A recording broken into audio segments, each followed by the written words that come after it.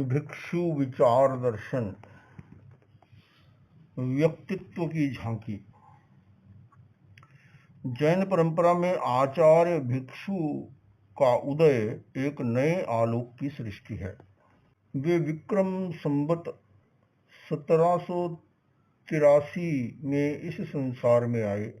विक्रम संवत 1808 में 25 वर्ष की युवा अवस्था में वे स्थानकवासी संप्रदाय में मुनि बन गए। विक्रम संवत 1817 29 वर्ष की अवस्था में उन्होंने तेरा पंथ का प्रवर्तन किया और विक्रम संवत 1860 73 वर्ष की अवस्था में वे इस संसार से चले गए। उनका जीवन 3 प्रकार की विशिष्ट अनुभूतियों का पुंज है। मारवाड़ की शुष्क भूमि में उनका मस्तिष्क कल्प तरुवर बनकर फल सका, यह उनकी अपनी विशेषता है।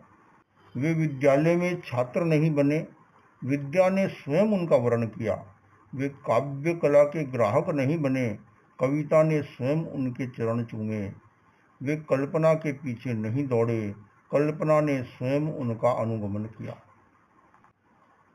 प्रथम घटना, समय की सूझ। श्रद्धा विश्वास में बहुत बल होता है।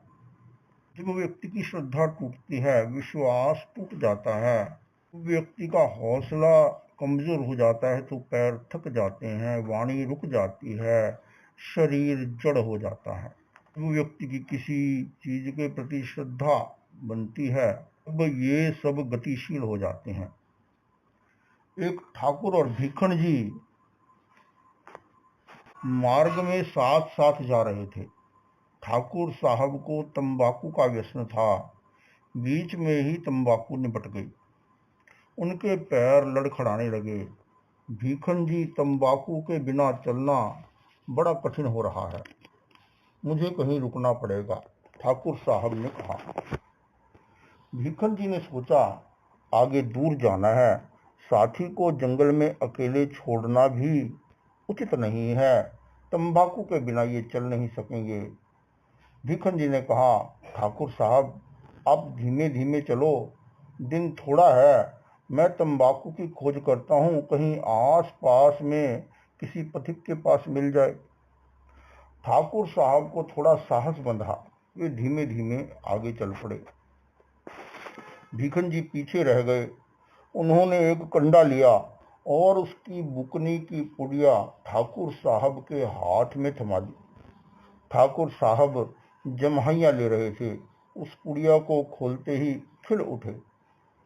भीखन जी से ने कहा, अच्छी तो नहीं है, ऐसी ही है, पर काम चल जाएगा।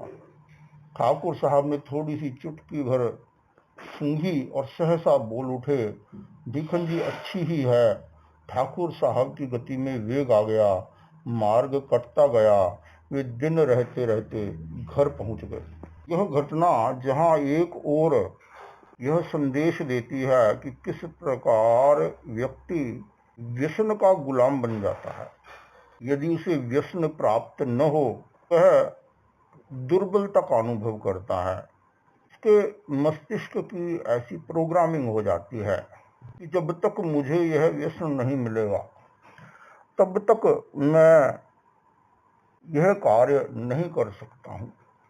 दूसरी ओर यह घटना हमें बताती है, हम श्रद्धा के द्वारा प्रत्येक कार्य को पूर्ण कर सकते हैं। श्रद्धा और साहस के जागरण में पदार्थ भी निमित्त बन सकता है, कोई व्यक्ति भी निमित्त बन सकता है, कोई चिंतन भी निमित्त बन सकता है। तो हमारी श्रद्धा प्रकार से पुष्ट बनी रहे, श्रम के प्रति, संयम के प्रति, स्वास्थ्य के प्रति हमारी श्रद्धा पुष्ट बनी रहती है, तब व्यक्ति मुश्किल परिस्थिति में भी शांति और समता का अनुभव कर सकता है। वह मुश्किल परिस्थितियों में भी समाधान खोज सकता है। परंतु किसी भी प्रकार के व्यसन में फंसना अच्छा नहीं है। तंबाकू हमारे शारीरिक और मानसिक दोनों प्रकार के स्वास्थ्य के लिए ही अच्छा नहीं है।